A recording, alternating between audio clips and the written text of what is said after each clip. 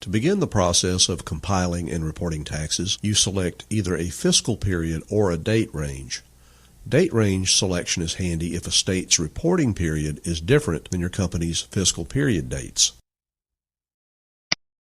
We'll use a fiscal period selection. If for some reason you needed to reproduce a prior period's reports, or just one report, you could do that with no trouble at all. You can do further filtering by inventory branch.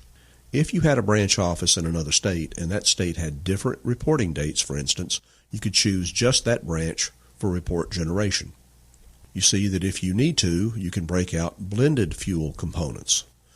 You can do this whole process more than once. No files are closed, erased, moved, or altered. Files are only read.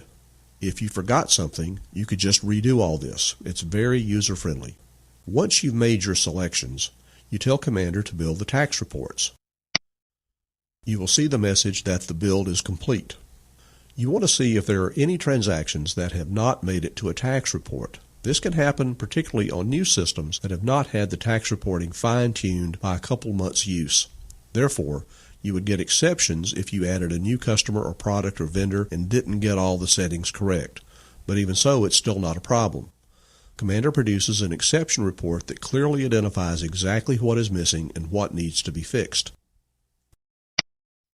An exception report is produced. You can filter for various types of tax reports.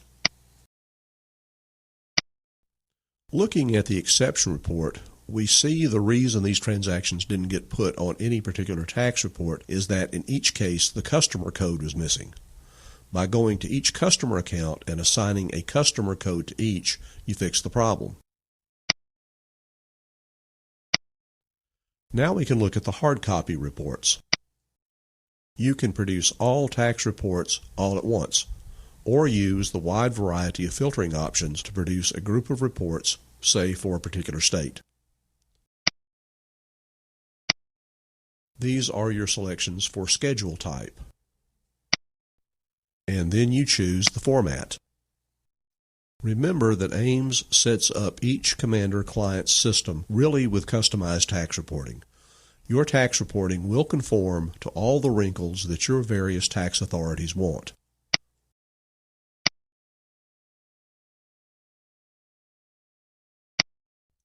And you can even make Commander report on net or gross, or both, whatever your requirements may be. To get to the point where you see some reports, all you've had to do is tell Commander to build the tax files, which takes a matter of seconds. Then you discover any exceptions, and if there are any, you fix those. Then you choose your reporting parameters, and you get your reports. We chose to generate all reports at once. We can tab through them a page at a time. If we are allowed to send in hard copy reports, you simply print these reports.